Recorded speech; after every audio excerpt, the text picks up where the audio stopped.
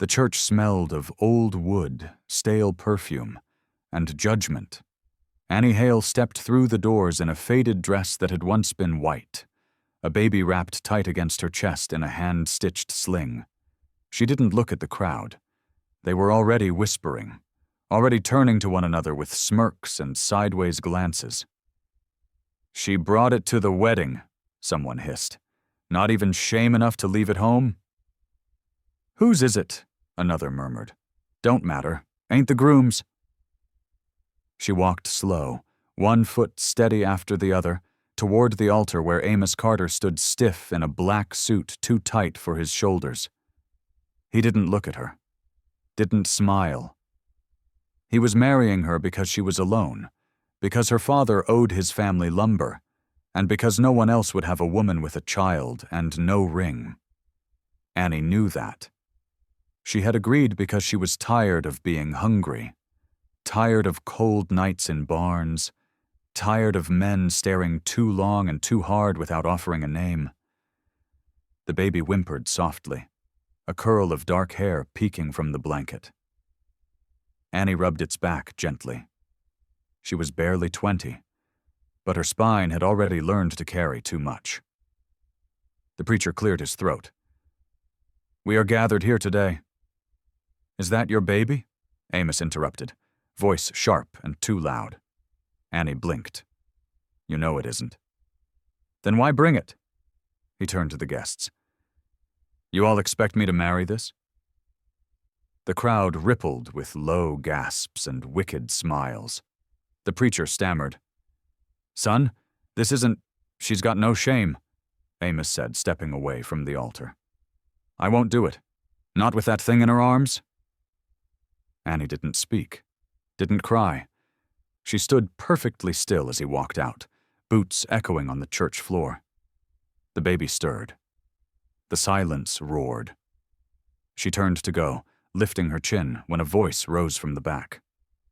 "I'll marry her." The words cut through the room like a blade. A man stood, quiet, tall, dust on his coat and kindness in his eyes. No one knew his name. He'd come to town just that week. Annie stared at him. "You don't know me," she said. "Don't need to," he replied. "But I know what it means to stand alone when no one else does." The preacher looked between them, stunned. "Well, are you sure?" The stranger nodded once. "I'm sure."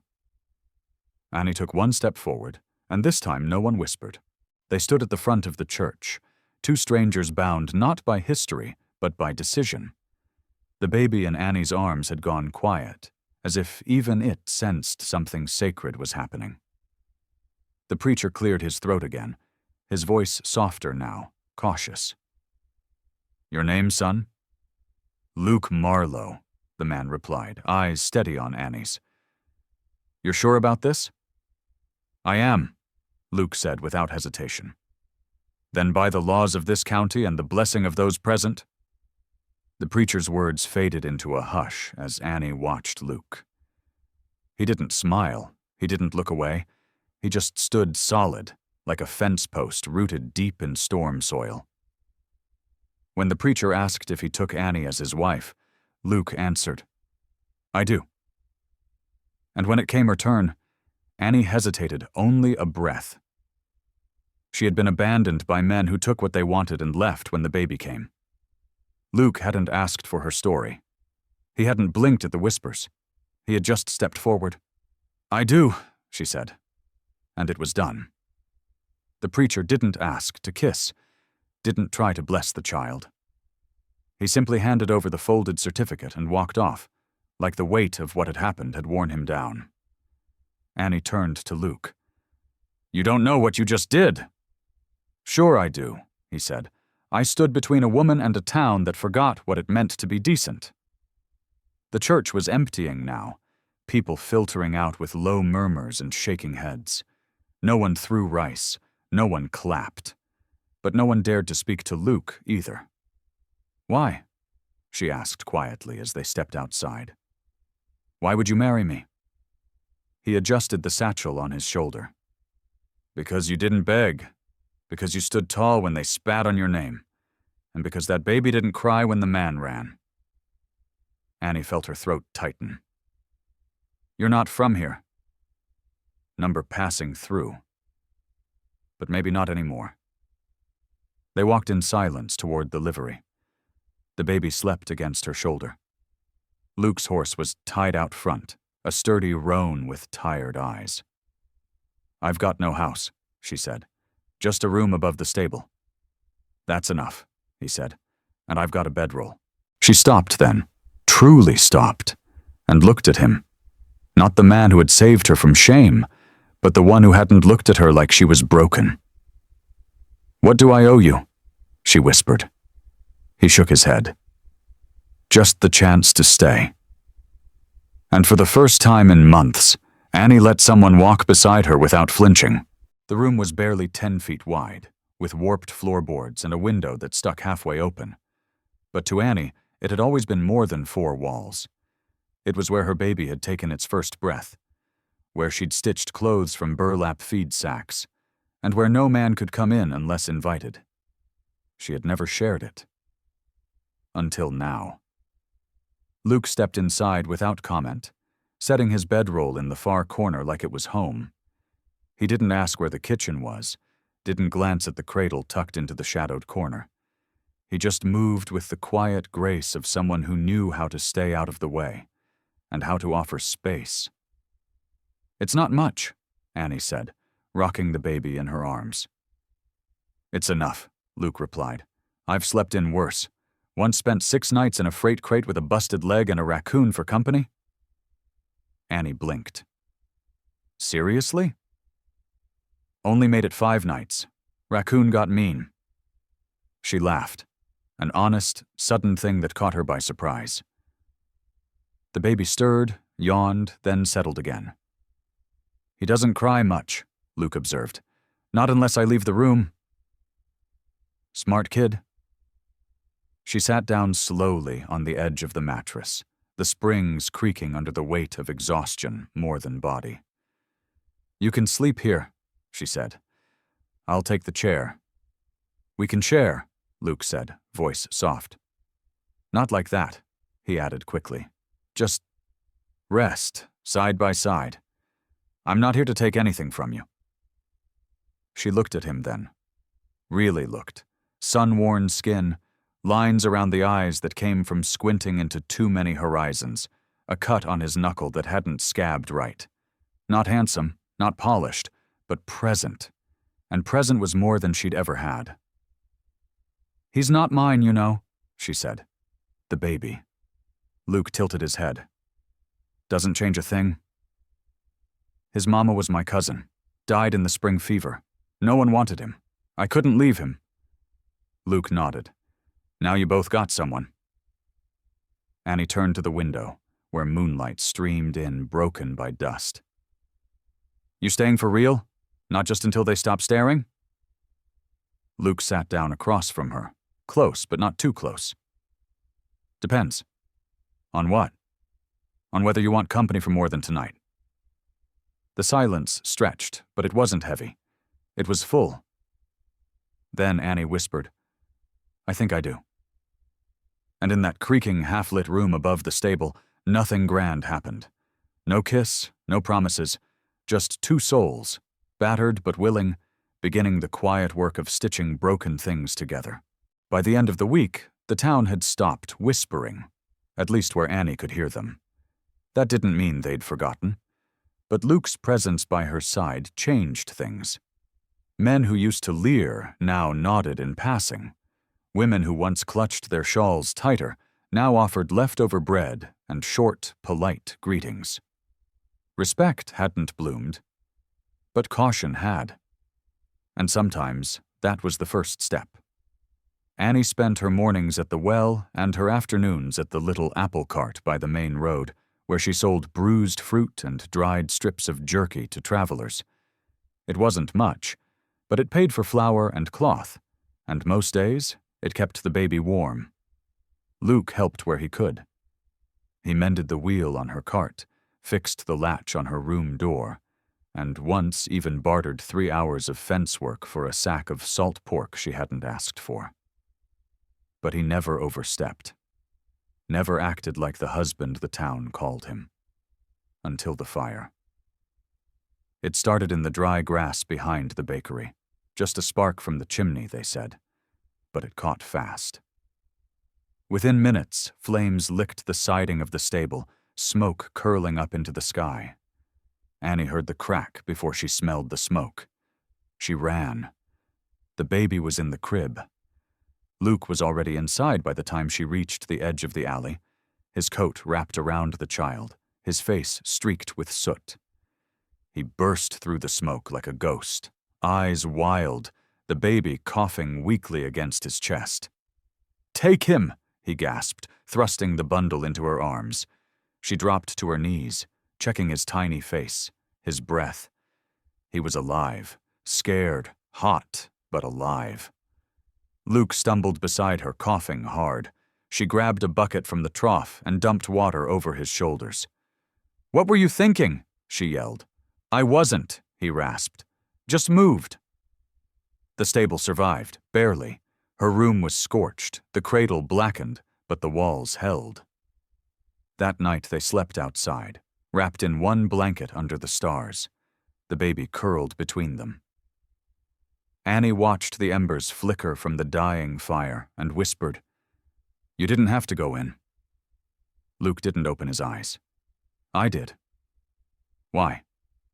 "Because no one else would have, and I couldn't live watching you lose one more thing." She looked up at the sky, endless, black, calm. "You didn't save the baby," she said quietly. "You saved me." Luke didn't answer. He just reached over and took her hand, calloused palm folding gently around hers like it had always belonged there. A week after the fire, Annie woke to the sound of hammering.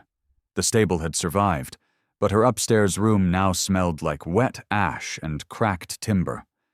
She stepped out, baby on her hip, and found Luke on a ladder, nailing fresh boards to the window frame. "You planning to rebuild the whole town?" she asked, shielding her eyes from the morning sun. "Just the parts worth saving," he replied, without turning around.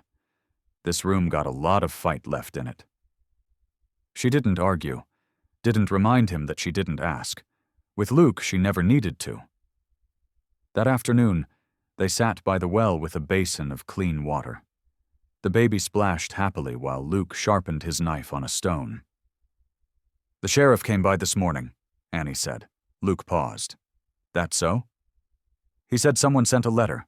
To the judge in the county seat." "About what?" She hesitated. "About me. About how I'm not fit to raise a child with no husband, no land, and a ruined room above a barn." Luke's jaw tensed. "Who?" "He wouldn't say, but we both know it's Amos." Luke didn't speak for a long time. Then he set the knife down. "You want to leave?" "No." She looked out over the fields, the distant hills bathed in gold. "I've left too many places. I want to plant something that doesn't run." "Then we fight." She looked at him. "With what?" "Law's not on my side. The town barely tolerates me." Luke met her eyes, steady. "With truth and names. Yours first." "What do you mean?" "You've been called things all your life. Cripple, girl, poor, widow, mother of someone else's baby. But no one here says your name like it matters." Annie swallowed. "And you do?" "I know your name," he said softly. "I've watched you carry more weight than most men could shoulder. I've seen you feed a child before yourself, stand in front of a crowd with your spine straight, and walk into flames for something that wasn't even born to you." She looked down, blinking hard. "You make it sound noble." "It is. I just did what had to be done. That's what makes it noble." He took her hand, gently this time, like it was a question, not a claim. "So when the sheriff comes next time, what name do you want me to give him?" She looked at the baby, then back at Luke. Her voice didn't shake. "Annie Hale. Wife to no one. Mother by choice. Woman by damn fire." Luke nodded. "Then that's who we stand for." And in that moment, she knew, no matter who sent letters or whispered lies, there was at least one man in the world who spoke her name, like it meant something holy. 2 days later, a rider came bearing parchment and authority. Deputy Graves, young, sharp-jawed, too eager for the badge he wore, stood in the dusty yard outside the stable, clutching a sealed envelope like it was scripture.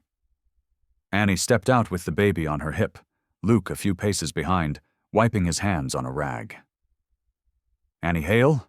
the deputy asked. "That's me." He opened the letter and read aloud. "By petition of Amos Carter and signed witness from Pastor Ellery, a hearing is to be held regarding the fitness of Miss Hale to raise a child not born to her under questionable guardianship. She is to appear before Judge Beardsley at Fort Dalhart within 7 days. Annie didn't flinch, but Luke stepped forward. "She's not under arrest. You can keep your dramatics." Graves sneered. "You a lawyer now, Marlowe? Number just a man who doesn't like cowards hiding behind paper." "Then she'll stand alone." Graves handed Annie the letter and wrote off. She stared at the ink, her fingers trembling. "They want to take him," she whispered. Luke took the child from her arms and held him close. "They won't. They'll say I've got no husband, no legal claim, that I live above animals. Then we give them a truth they can't twist." She looked up, confused. "What do you mean?" "We make it official. You and me. In writing, you already married me," she said softly. You stood up. "Not in the eyes of the court. That preacher never filed the certificate. I checked, her breath caught." "You want to fix that?" "I want to protect you." "And the baby?" "Especially him." She was quiet for a long time. Then, "You're not doing this out of pity?"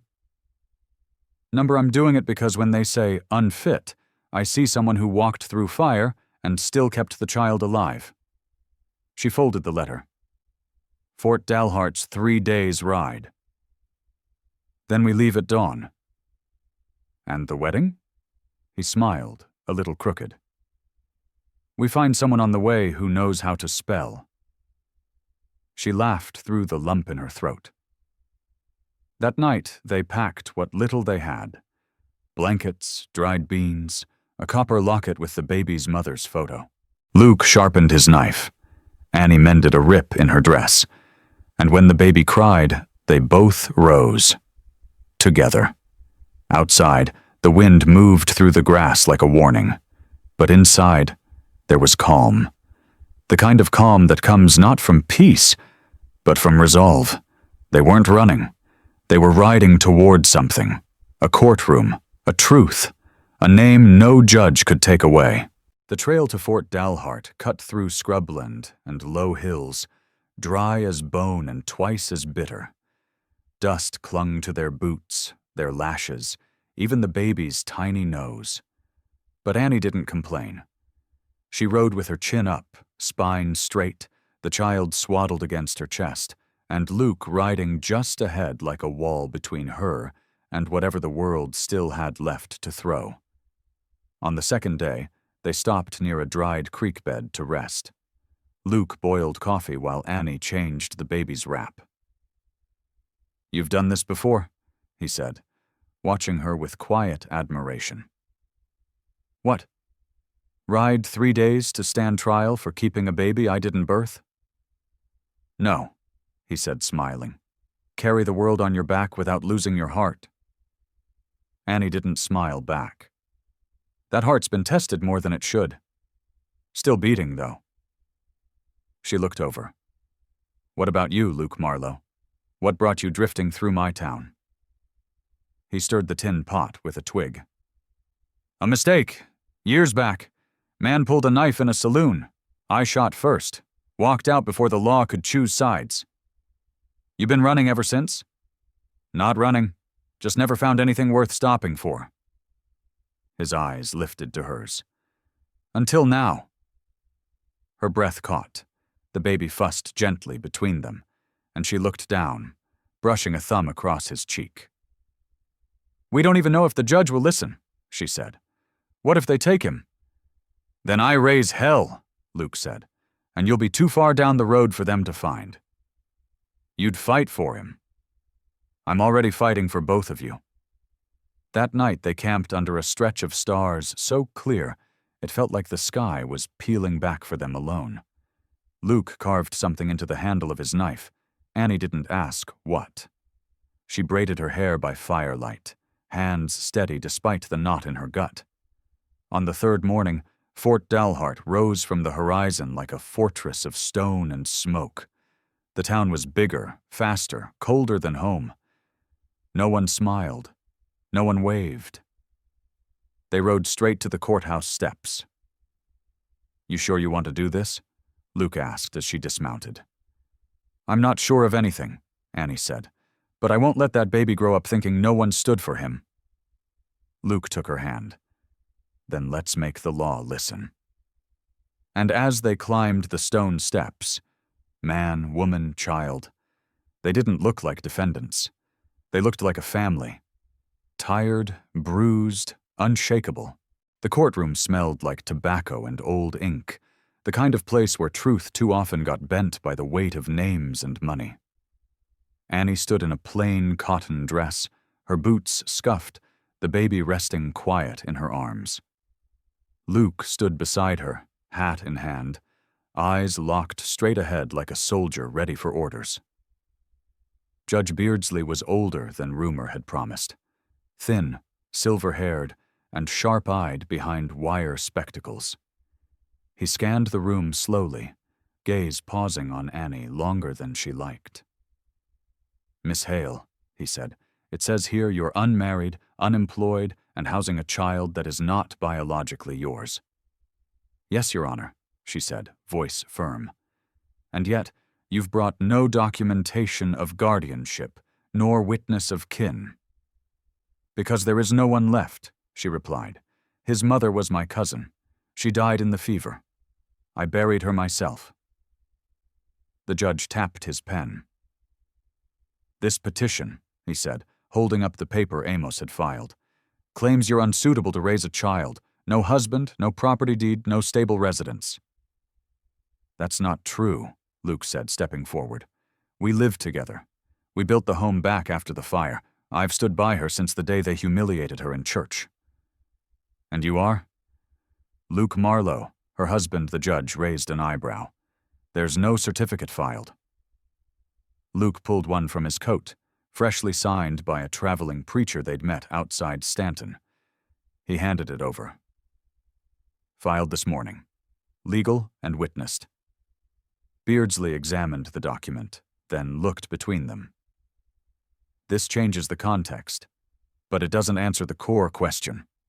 Why should this child stay with you? Annie shifted, holding the baby tighter. Because he's loved, she said. Because he's fed and warm. Because I haven't left his side since the day his mother died. And if the court rules against you, then the law is wrong. Silence fell. Even the bailiff turned.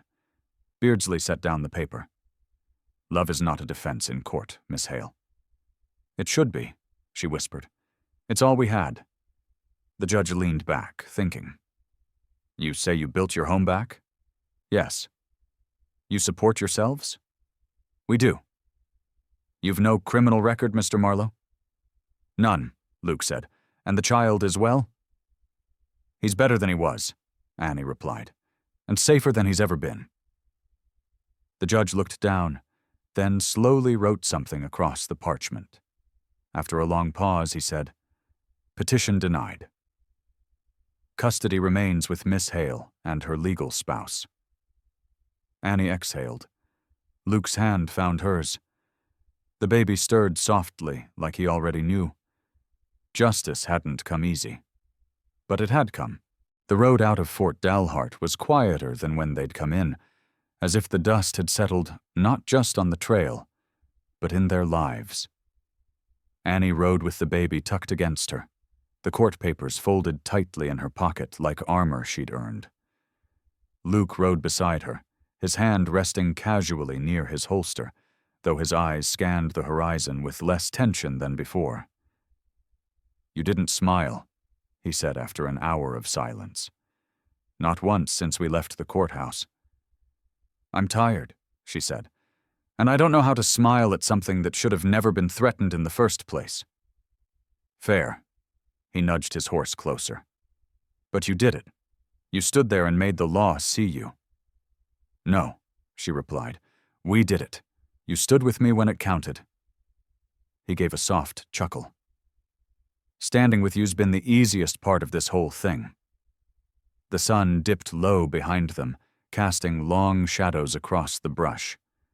They stopped by a creek to rest the horses. Annie crouched near the water, splashing some across her face while the baby slept in the saddle blanket. Luke unpacked a bit of bread and jerky, handing her half without a word. "What now?" he asked. "We go back to town?" She didn't answer right away. Instead, she looked at the baby, then at the folded court ruling. "If we go back, they'll still whisper. Still wonder whose blood he carries, if I tricked you into marrying me, if we're real." Luke leaned back against a tree. "Let him wonder. What we've got doesn't change just because their mouths don't shut. But it might change how the baby grows up. Then we show him what truth looks like. Not gossip, not fear, just us." She watched him for a moment. Then, "You really mean to stay?" "I married you twice," he said, smiling. "Wouldn't be smart to run now." "No," she said softly. "Wouldn't be smart. But it would be easy." He looked across the trail. "I never chose easy, and neither did you." That night, they camped under a sky so full of stars it looked stitched together. The baby cooed in his sleep. Annie lay beside Luke, the fire between them, her fingers brushing the edge of the court seal tucked in her coat. She didn't feel victorious. Not exactly, but she felt grounded. Seen. Kept. "You ever think we were meant to find each other?" she asked. "No," Luke whispered. "But I think we made it true." And somewhere in the quiet dark, Annie Hale finally let herself smile. Spring came early that year. The rains were soft and steady, the earth warm enough to coax green from places that had been dry too long. Annie stood at the edge of the field behind the stable, watching the baby crawl through patches of wild grass, like he'd been born into freedom.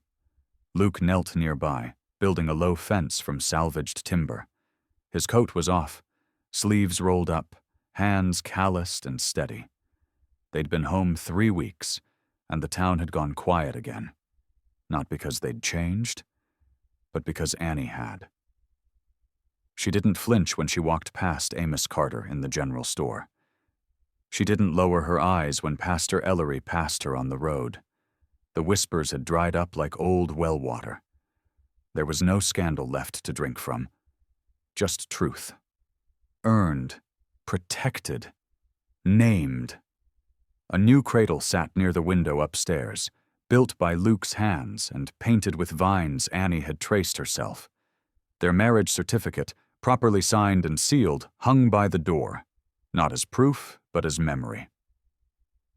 "Fence should hold for goats," Luke said, standing and brushing off his pants.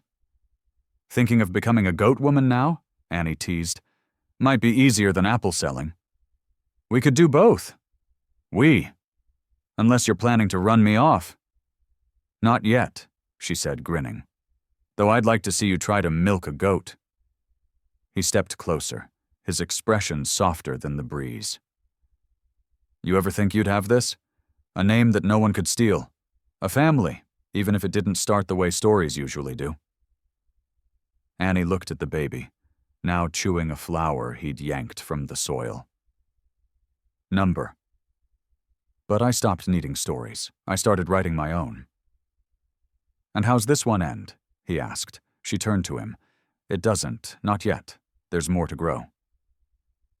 That afternoon, they painted a sign for the stall outside the stable.